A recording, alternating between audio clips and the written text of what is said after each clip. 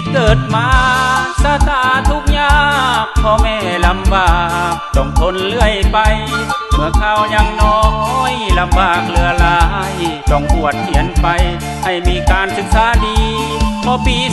2000เสียงสินนั้นเข้าบวชพี่น้องเท่าทั่วเข้าบวชเพิ่นสุขใจบ้านดังสวรรค์ที่วัดโพไซแม่น้ำตาไหลเพิ่นดีใจเหลือเกินอยู่มาวันหนึ่งพ่อแม่เสียจากพบความลำบากขาดกำลังใจต้องสู้อดทนเพิ่งตนให้ได้พ่อแม่จากไปสุดอาลัยเหลือเกินพอสิกออกมาอยู่ที่เวียงจันทน์เมืองหลวงลาวันต้องหางานทำลำบากละกำต้องทำอดทนเอาเกิดมาจนต้องเป็นคนเข้มแข็งชีวิตผ่านมาปัญหาหลายอย่างอยู่แบบอ้างว้างคอยทางคนเดียวนานาทิตังอานิจจังโดดเดี่ยวบ่มีไผ่เลี้ยวเที่ยวสวยเหลือเฮาทุกอย่างผ่านมามีค่าเหลือหลายเป็นบทเรียนอันยิ่งใหญ่ขอจำไว้จะบ่ลืม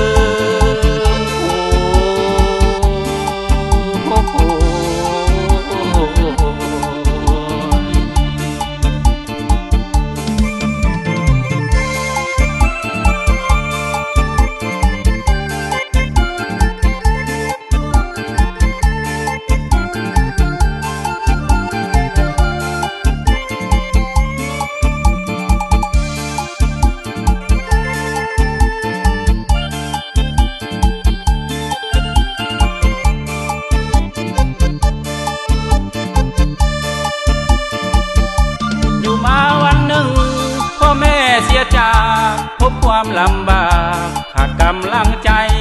ต้องสู้อดทนเพิ่งตนให้ได้พ่อแม่จากไปสุดอาลัยเหลือเกิ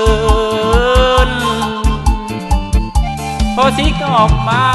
อยู่ที่เวียงจันทน์เมืองหลวงลาวันต้องหางานทำลำบากละกำต้องทำอดทนเอาเกิดมาจนต้องเป็นคนเข้มแข็งชีวิตผ่านมาปัญหาหลายอย่างอยู่แบบอ้างว้างคอยทางคนเดียวนานาทิตังอานิจจังโดดเดี่ยวบ่มีไผ่เลี้ยวเที่ยวสวยเหลือเฮาทุกอย่างผ่านมามีค่าเหลือหลายเป็นบทเรียนอันยิ่งใหญ่ขอจำไว้จะบ่ลืม